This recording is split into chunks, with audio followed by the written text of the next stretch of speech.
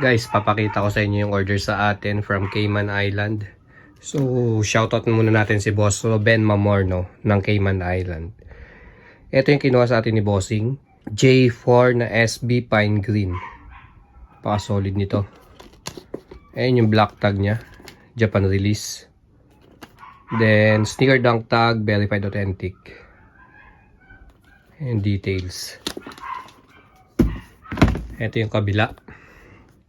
Sa mga gusto mag-order sa akin ng J4 SB natin, PM lang kayo direct dito sa page ko mga quality. Tapos kumuha din ng dalawang cup si Bossing. Ito yung unang kinuha niya.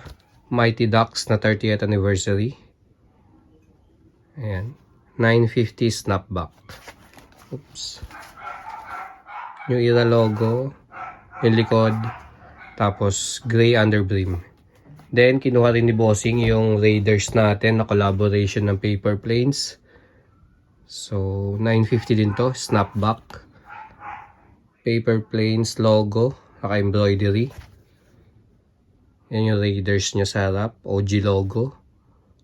Pin ng paper planes. New Era logo.